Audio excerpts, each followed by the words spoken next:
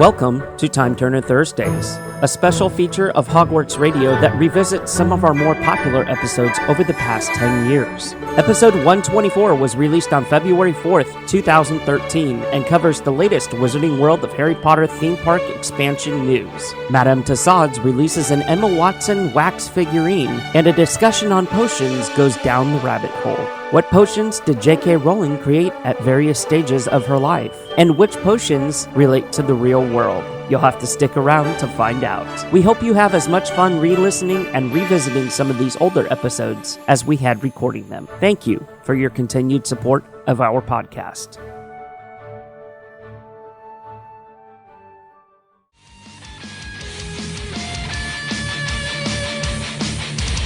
What a week, everybody. What a couple of weeks, actually. And welcome back. Welcome back to the program. We've got a couple of people here with us here today, and we're going to have a lot of fun. But we're joined today by Marissa. Marissa's back in action. Hi, Marissa. Hi. How you doing? I'm good. I'm good. busy. I'm crazy busy, but I'm doing good. I know. And it's about to be a busy next couple of weeks, especially for us. And we'll talk about that here in just a bit. But we also have a special guest on this week's show, Gina Marie. Hi, Gina. Hi. What's going on? Oh, not much. Just living the life, you know.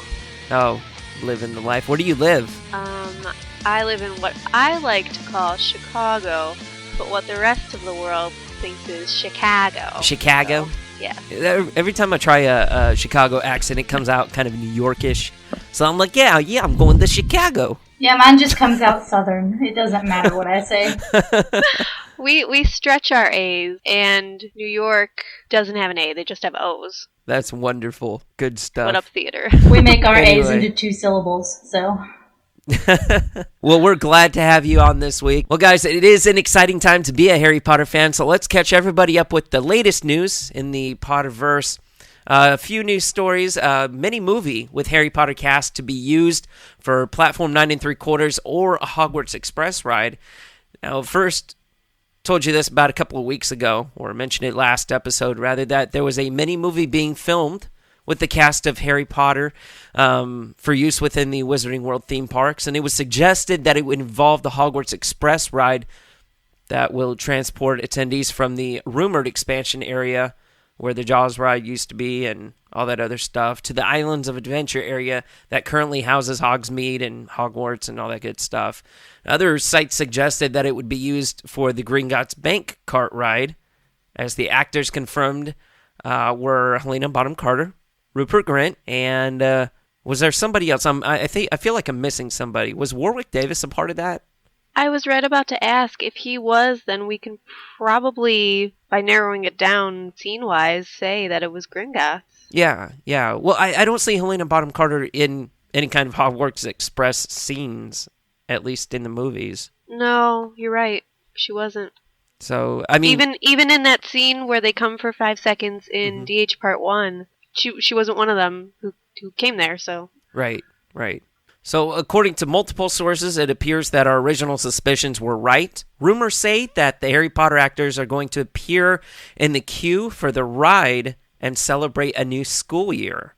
So, the line to ride the train will obviously be a lengthy one, so the storyline may imply that the long lines are due to the new school year at Hogwarts beginning, which would be pretty cool and a really neat way to explain why you're waiting an hour to get on the Forbidden Journey.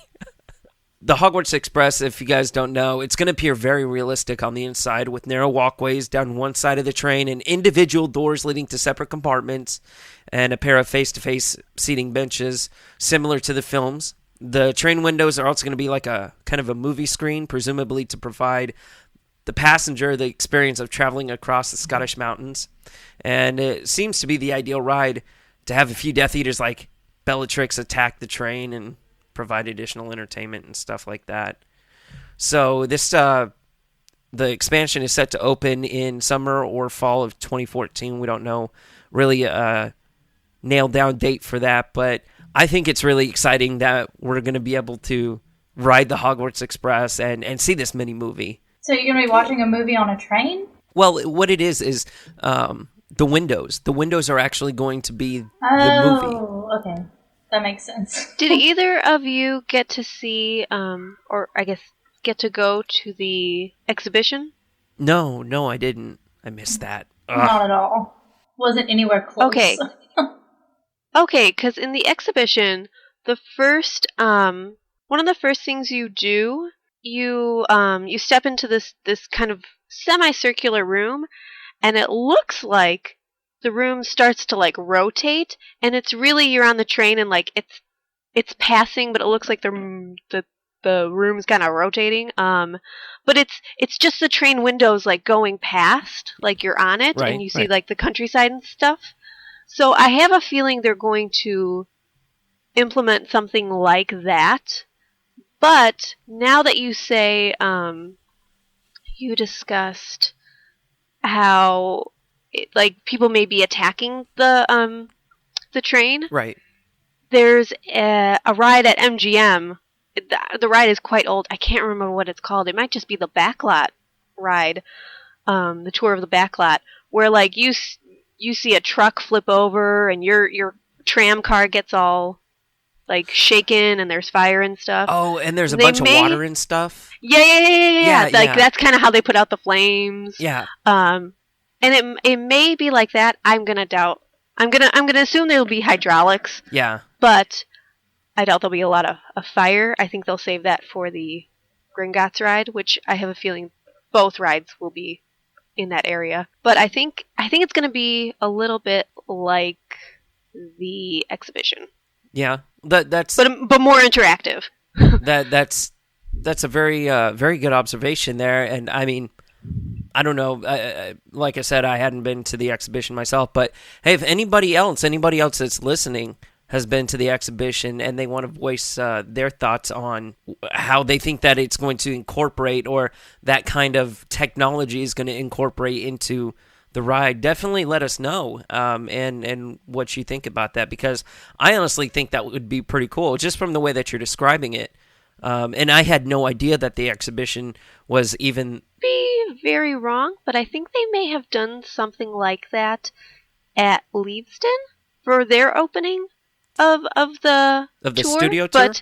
Of the studio tour. Yeah. But I have stayed away from a lot of information about that because I have no plans to go there anytime soon, even though I want to. So I don't want to be spoiled. Yeah. But yeah. I feel like I did learn that, and I was like, oh, that's like what I got to see. Well, it's going to be interesting to see, and hey, either the summer or the fall of 2014, we'll find out what's going on. Let's see. Let's move on to another news story. Last week we had talked about, or 2 weeks ago, we had talked about the Emma Watson and the whole Lancome promotion. Now Emma's in the news again, and a wax figure of her is coming to Madame Tassauds in London. Emma, along with Dan Radcliffe and Rupert Grint, have already earned a star on Hollywood's Walk of Fame in L.A., but now Emma's to be modeled into a wax sculpture and displayed in the famous Madame Tassauds Museum in London. You know, I think that's a cool idea, because I go to a lot of wax museums and I've never seen any of the trio. I think we have one. Why does she get one? Here. Really? Yeah, somewhere. I think maybe Hot Springs or something like that. There's one in the state because my cousin went and took a picture with Harry and sent it to me, and he was like, "Look who I met." But you know, so it's That's somewhere cool. here, maybe. Why does she get one? Like, why doesn't Dan get one? I mean, Dan's everywhere. Come on, it's Emma. It's Emma Watson. I loves me some Emma Watson. I loves me some Emma Watson. It's not called Hermione Granger and the Chamber of Secrets. It's called Harry Potter and the Chamber of Secrets. Well, see, I don't. Who is her agent? Because they are a genius. They get her everything. Well, honestly, I don't think it's going to be about Harry Potter. Well, no, clearly not. Emma's face, I don't know. Her skin is flawless. Like, I am not hating on Emma Watson. I'm not think either. She's gorgeous. I think she's talented. I think she picks smart projects. But I'm just wondering why they would just do an Emma Watson one and not a Dan, Emma, Rupert. Not necessarily like physically together, but like together. What? But because they're always recognized together. I mean, they're always together. That's what you signed up for. At age 10, that's what you signed up for. Let me see. I'm looking on MuggleNet right now, and it says, according to the article in the Times of Indy, Emma will be sitting on a chaise lounger, an upholstered sofa in the shape of a chair that is long enough to support the legs. This will allow fans and visitors to take pictures of themselves sitting next to the Harry Potter heroine. She will be wearing the dress that you see in the thumbnail image of this article. Wait, so she's going to be sprawled out on this, like, couch, and you just go sit by her and take it? That's kind of, like, seductive. From the way it's described, it sounds worse, but having sat on a chaise lounge in theater and in life... Yeah. It's, one, not that big, and two, like, you can't sprawl. You can just kind of... sort of-ish, put your legs up. Right. Sort of. Well, according to the PR manager of the museum, Emma is the most requested of the personalities by the museum's guests. So that's crazy. That's awesome, really. And I can't wait to see pictures of this come through. It's going to be great. How weird would it be to have a wax figure of yourself and you like looking at yourself? Because those things look really real.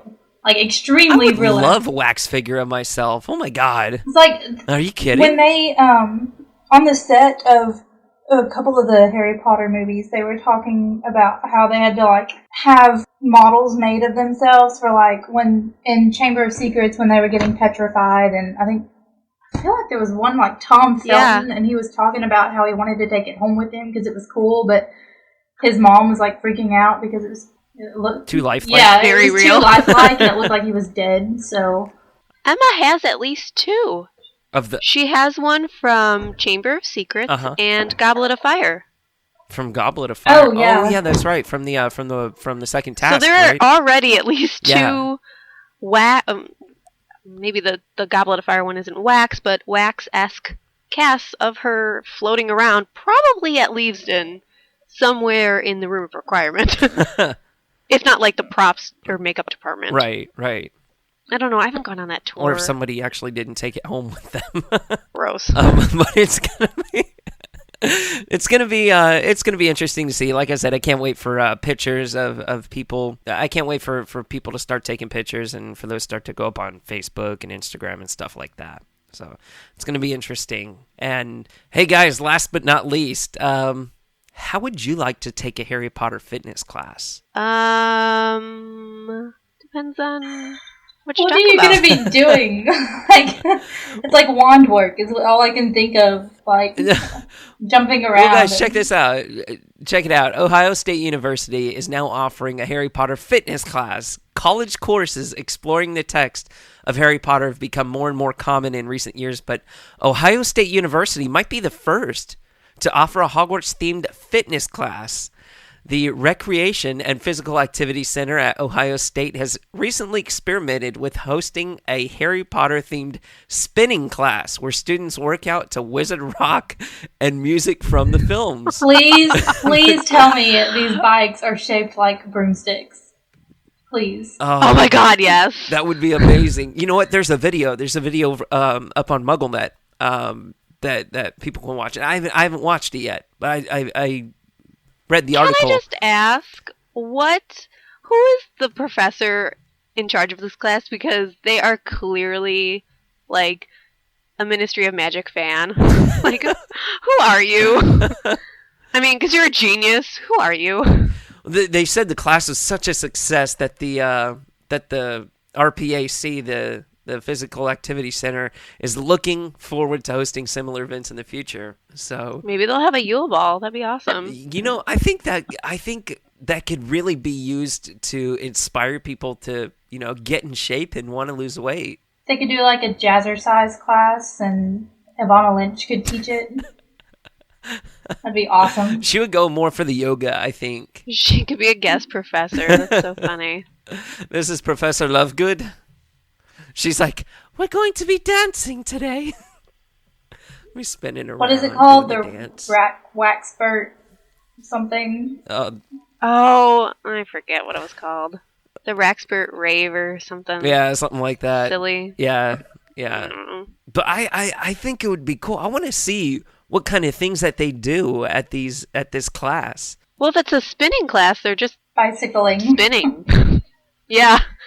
Stationary bicycling.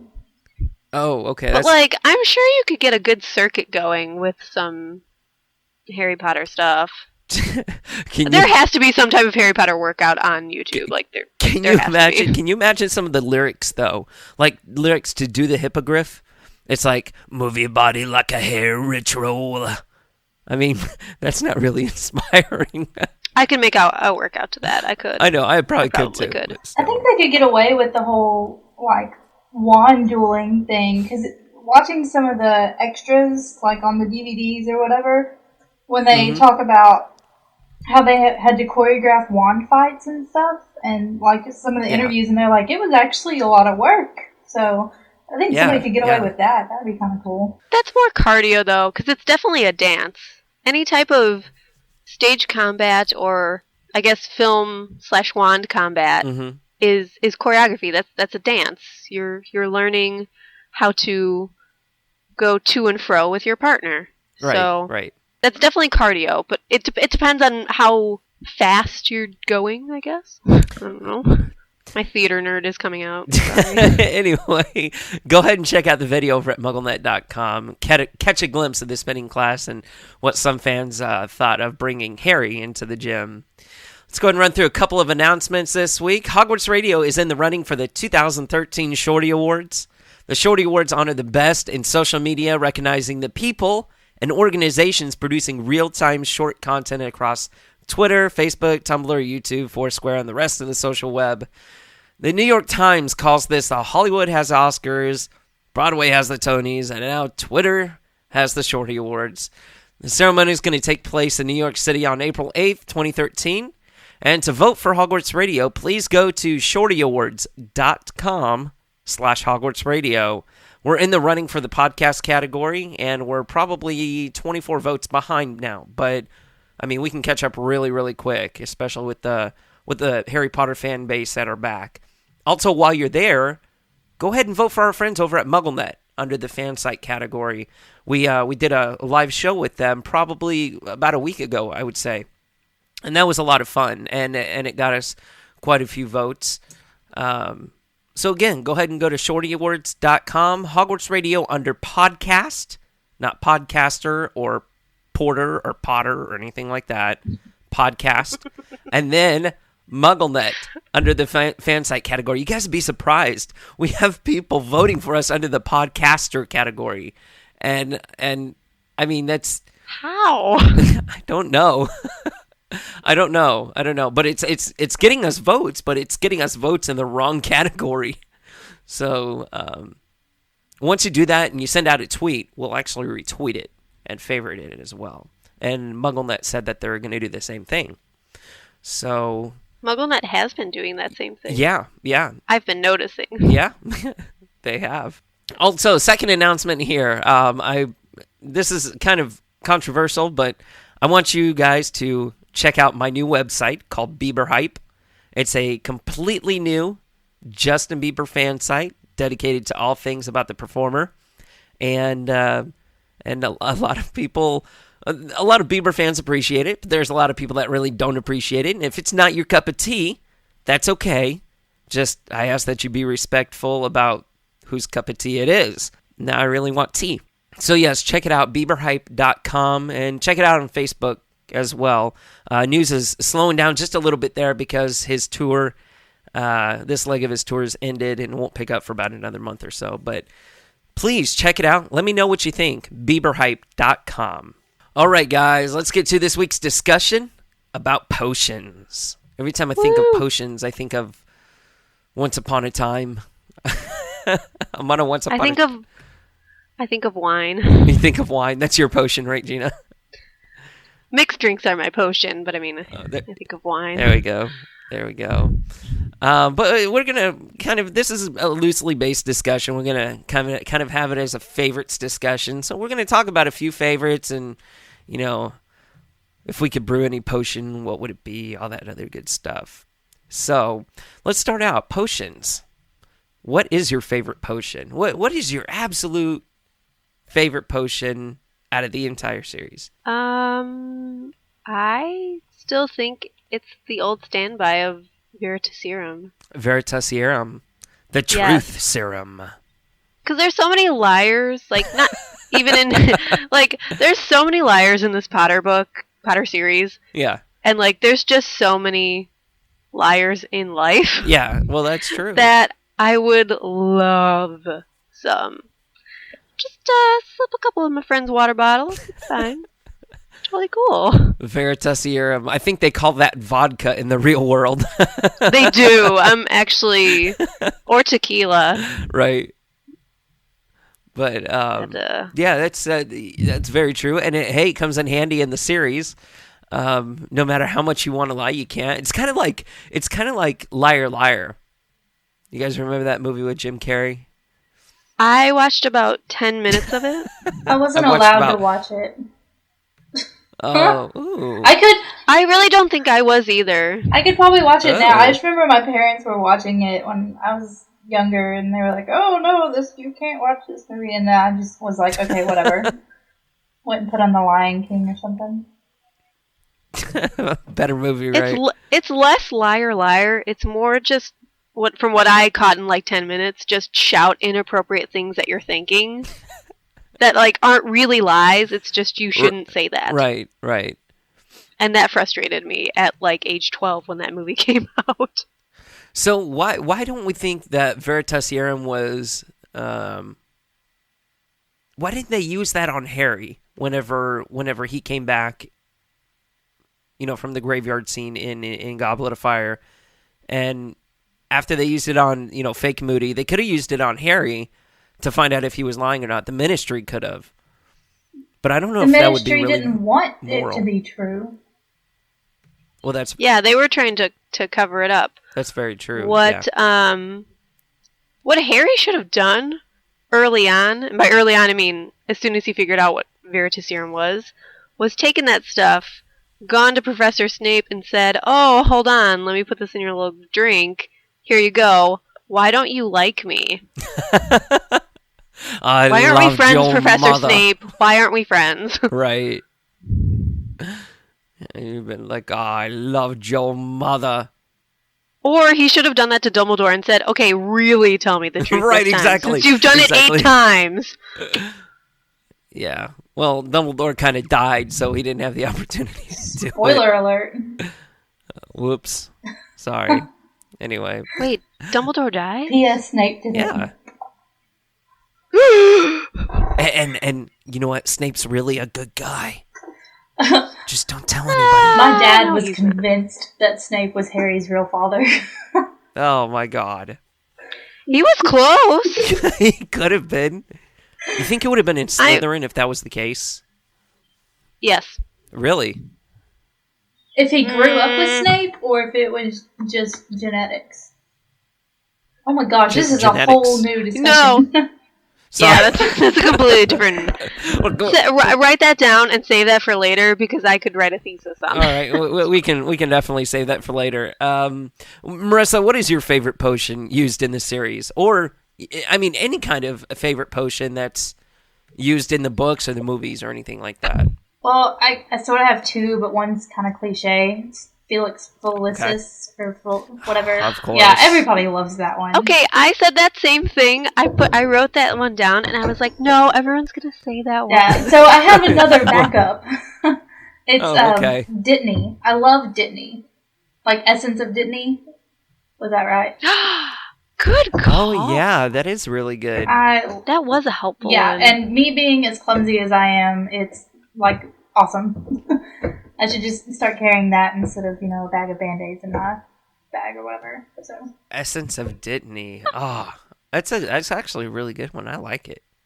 I do like that. That's a good choice. But you know what? It didn't really heal as fast as I thought it was. I thought it was just like an instant, poof, you're better kind of thing. But it wasn't, because it took Ron, like a couple of weeks. That's because his scar, the spells that were cast on him were so powerful and so bad that even Dittany which is kind of like the amoxicillin of potions, couldn't get all of the virus, the bad stuff out. Well, I think wasn't he was just splinged, wasn't he?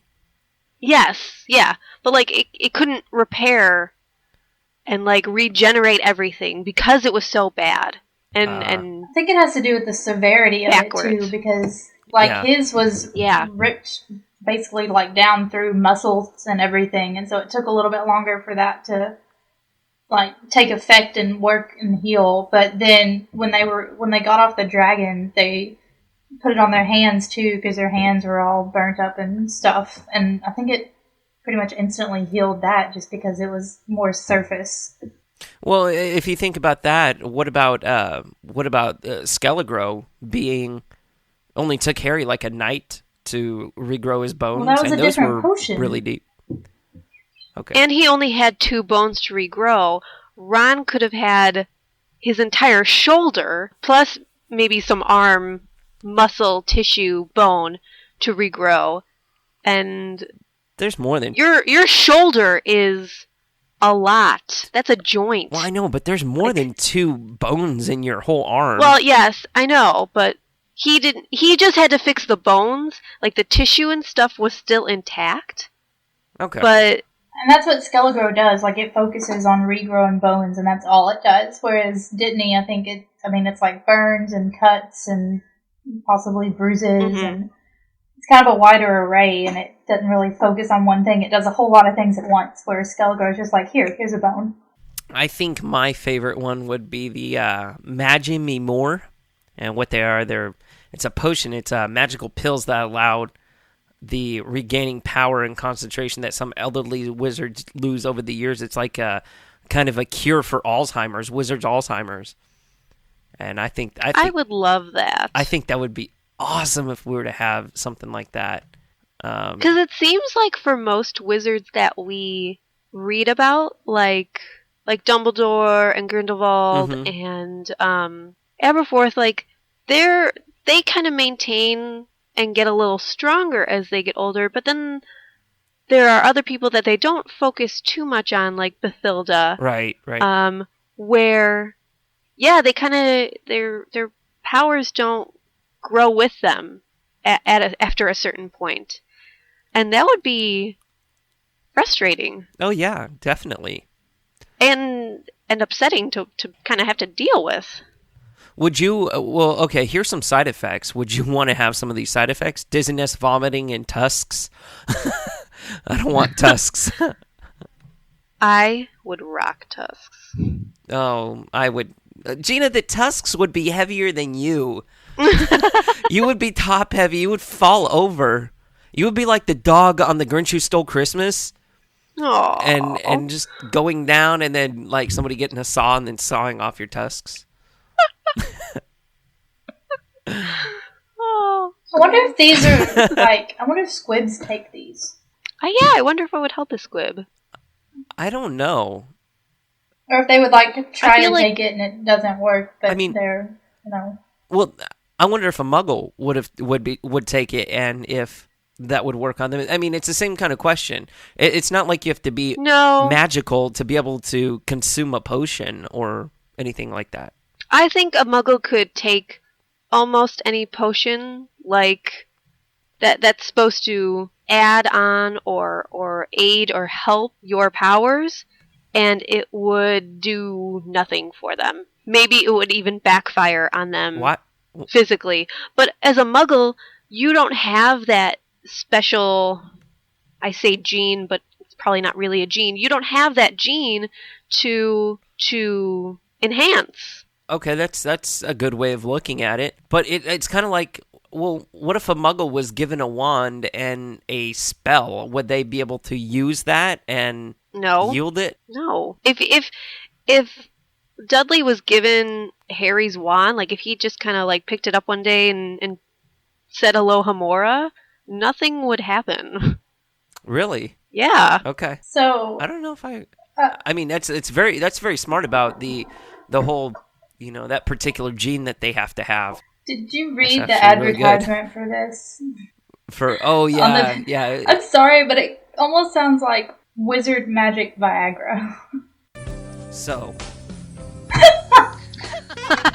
spellwork lost its fizz, charms gone stale and droopy, then you need Magime More. Losing power and concentration as you grow older? Roll back through the years with Magime More. One daily pill and you will be transfiguring like a wizard of 20. I can't breathe.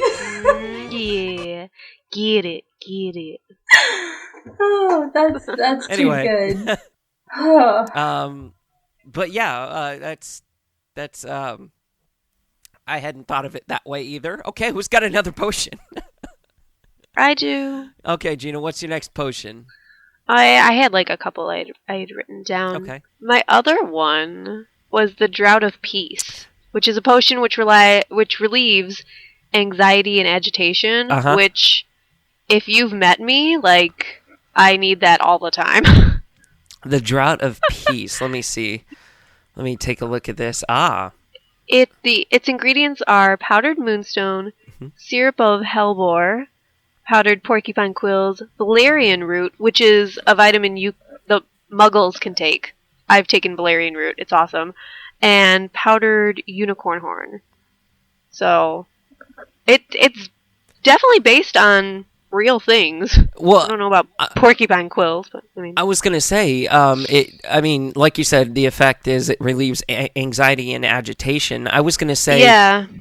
Doesn't this sound like something that muggles would use? I mean, doesn't this really sound like something that's really out there right now?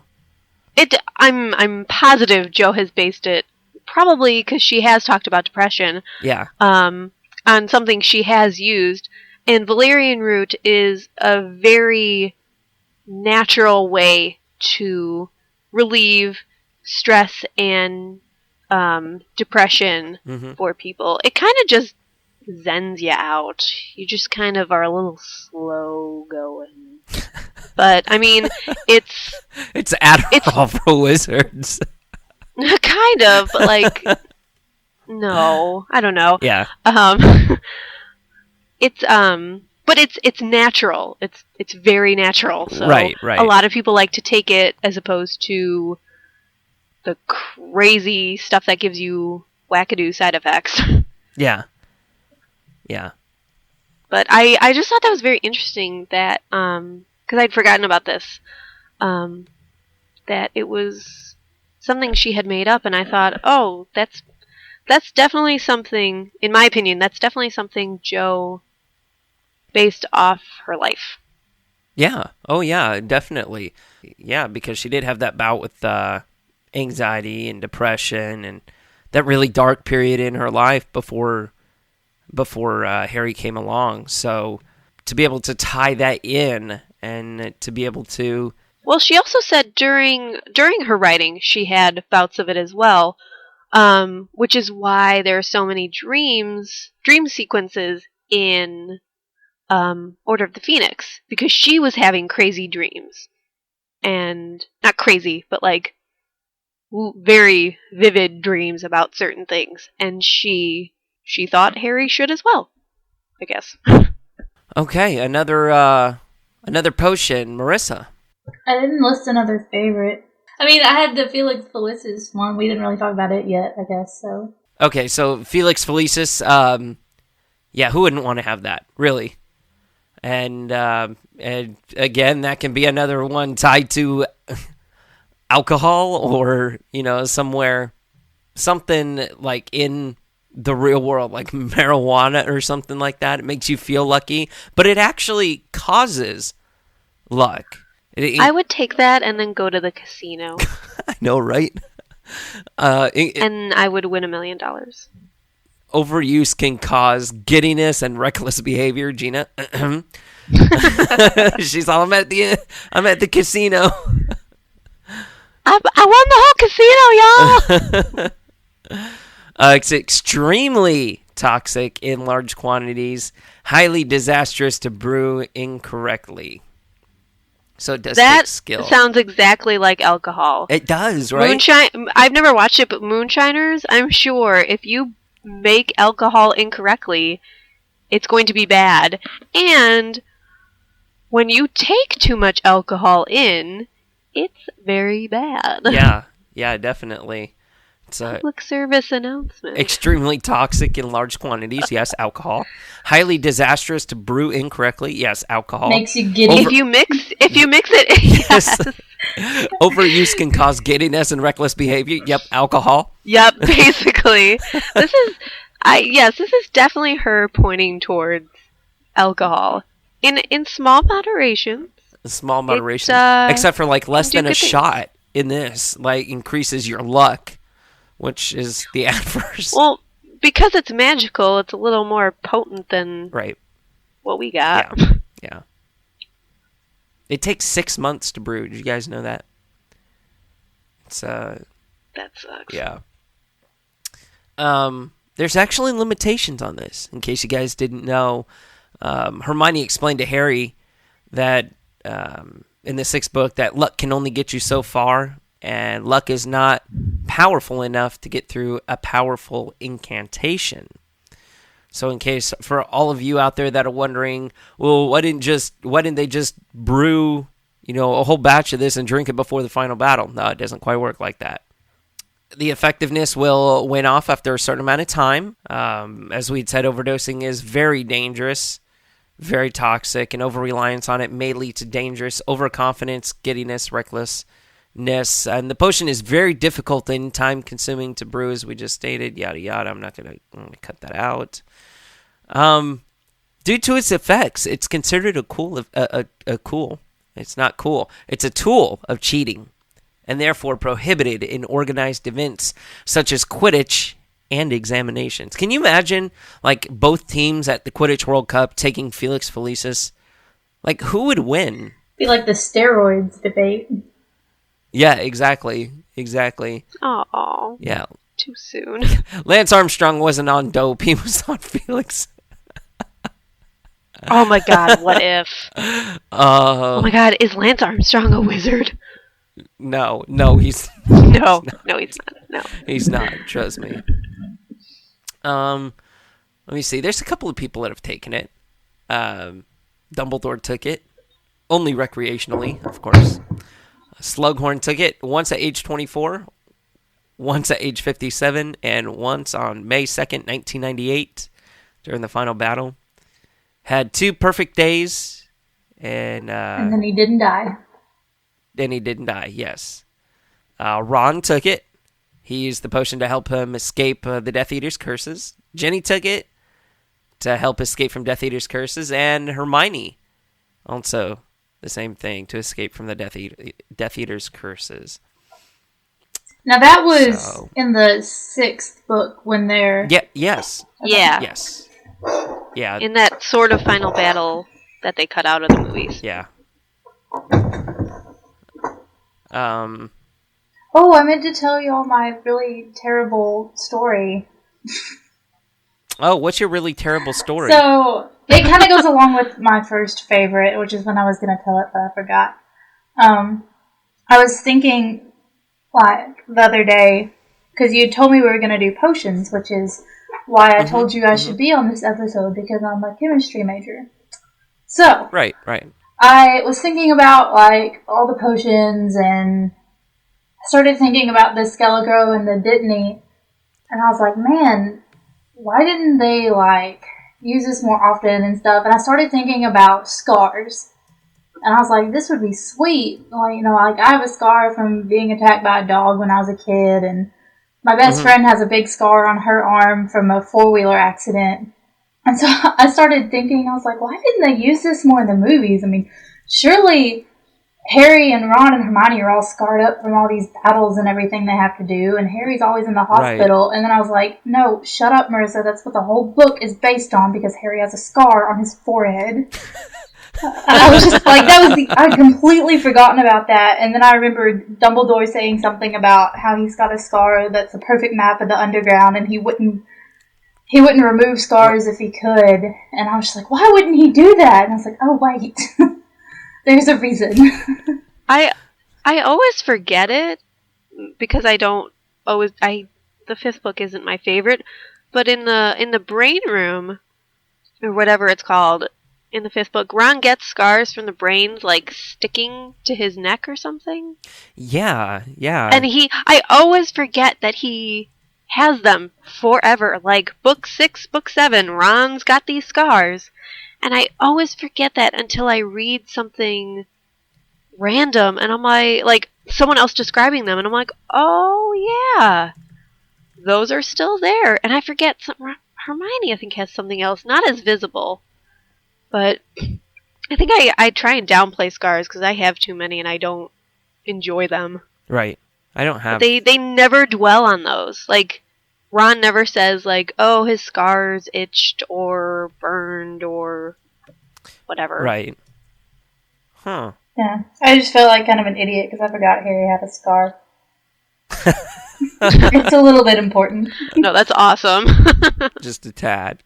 Let's talk about some other potions. Just a couple more here.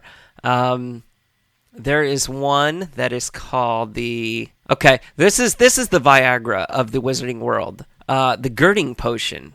Okay, Snape says, and this leaves you with the girding potion, which may be consumed to increase one's endurance for a considerable number of weeks. I do warn those of you who wish to experiment with this potion that the maximum dosage is no more than 2 of these vials. If you have endurance for more than 4 weeks, you should see a doctor. Right? Damn. That, yeah. That's a lot. That's a lot of time and energy. Yes, it is. It is. That's horribly. I think my favorite potion, I found it on here, on just a list of potions on this wiki page. It says laxative potion, and then underneath it says a potion that is most likely a laxative. Right? Where was that in the books? I don't remember. Actually, hold on. That might not have been in the books. That may have just... I think people have just... I think that was a video game. Added random potions to this list, possibly. It says that it was referenced in the Chamber of Secrets film, but if you asked me to figure out where, I could not. My other favorite one was... Oh, totally relevant for today, can I just say. Everyone, please take your pepper up potion. Yeah, well, what is that? I think that's for everyone over the past couple of weeks, really. There's been that flu epidemic going around and all that other stuff. Yes. So. Sorry, the wiki page that I was just on, like, started to make noise, and I was like, what is that noise? Oh, yeah, mine too.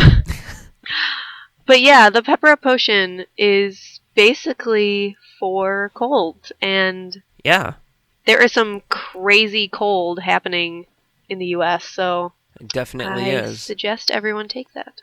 Do you take that when you're sick or before you feel like you're getting sick? I think so. Probably both. Either one, I should say. Let me see. There's another one here that I wanted to bring up. The everlasting elixirs. It's a potion with the effect to either never run out of a potion or to work forever. Why wasn't this used? This is interesting. I'm just reading on it right now, and it says in the text, it says, Harry thought his voice might soon vanish from lack of use. He bent a little lower over the advanced potion making and continued to make notes on everlasting elixirs, occasionally pausing to decipher the prince's useful additions to Lebidas Borge's text. And Harry desperately tries to ignore Hermione's ranting about Ron while he's doing his homework. And that's why that little passage came about. But it says in advanced potion making that, of course, the elixirs are a type of potion with the effect to either never run out again or for the potion to work forever. Why wouldn't this ever be used, especially with that first one that we mentioned with the pills? I think that would be beneficial, especially I can see this definitely being used in the medical field. You know, the healers probably use something like this. So do you mix it with another potion and that potion will last forever? Well, that's what I'm thinking. And why wouldn't Barty Crouch Jr. That's where I was going. Yeah. Because he ran out at the end, but, if he'd added this one little potion, he could have been Mad Eye forever. Right. Well, or to never run out of the potion. He could have just added that to his little flask. Right. Or something like that. But I think that's pretty cool. I mean, there's a bunch of potions, and if you guys want to check them out, go to harrypotter.wikia.com/wiki/list_of_potions. Do you guys have any more that you wanted to bring up? I think that was about it. Yeah, I think so too. Kind of like the wit sharpening potion. I just think that would be fun to take. It is. Terrence, I think you need the Oculus one. I think I just need Oculus the Oculus Reparo. potion. Yeah. Well, my glasses aren't broke. Well, yesterday they were, but but I think I just need I don't know, like an eye strengthening potion or something like that. I don't even know if they make anything like that. I'm pretty sure you can make your own potions. If you find it, you should totally give me some, because I'm technically legally blind. So let's go ahead. We have a few responses from our Twitter followers and from our Facebook group about what your favorite potion is. Joel Potter says Amortentia, and I'm surprised we didn't bring that up. Susanna Quintanilla, I don't need that. She says Felix Felicis, going straight to Vegas with that one. There you go, Gina. Right? She's got it.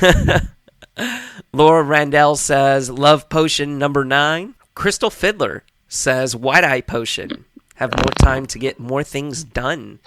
It's not a bad idea. Hannah Abity says I prefer Amortentia as it smells different to everyone. It would be the perfect perfume or cologne.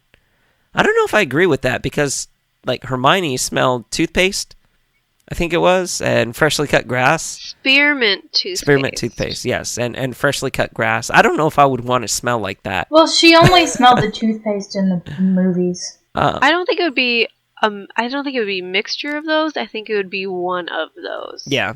That you would smell like, I should say. Honey Cruz says Felix Felicis because it helps the drinker to succeed.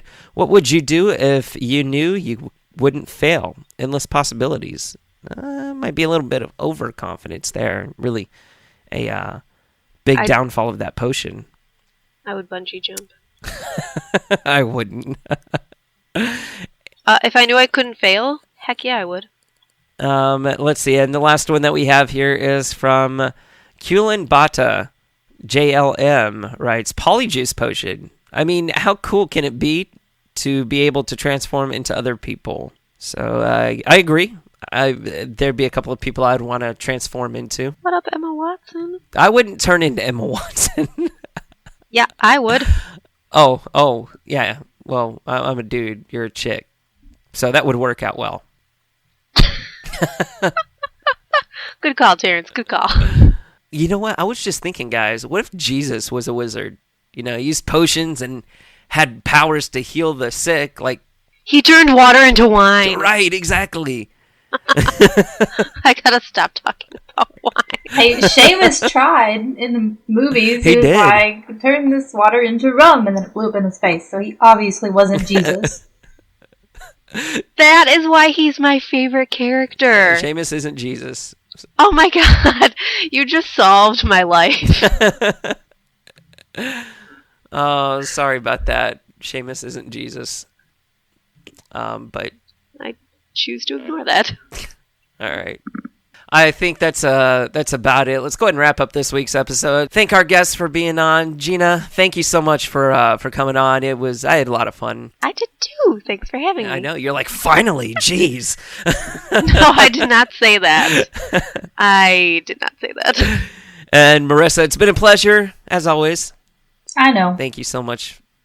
And hey, we've got a project in the works that we're currently doing, right? We've got Bitercast coming back. Hopefully. Yes, it will. It will. Trust me. We're just trying to get settled. The Walking Dead returns in about 2 weeks, so we'll definitely have our other podcasts going and start plugging the links on our social media outlets and stuff like that. But for now, if you have a question about Hogwarts Radio or that you want to send in, and if you want to be a part of our voicemail segment, to do that, if you're in the United States, you can dial 1-210-888-0700, and if you're in the UK, We've also got a number for you. It's 020-8144-7121. Or if none of those methods work, go ahead and Skype that username Hogwarts Radio and leave us a message there. Also, make sure to visit hogwartsradio.com for a handy feedback form to contact any one of us, or email us at our first names at hogwartsradio.com. Don't forget that hogwartsradio.com also has the variety of community links to get more involved in. We have our Facebook, YouTube, Twitter, over at twitter.com/hogwartsradio. Vote for us in the Shorty Awards, please. We are so close to overtaking that category, and we definitely appreciate your support. Real quick here, Gina, if anybody wanted to follow you on Twitter, what's your handle?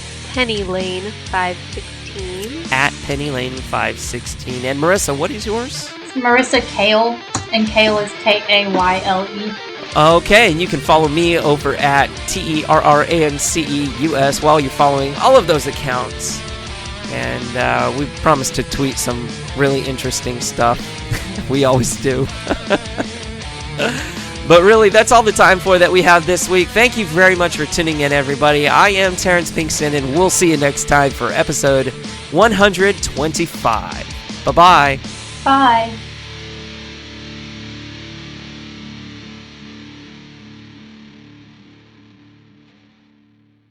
That was bloody brilliant. Codswallop.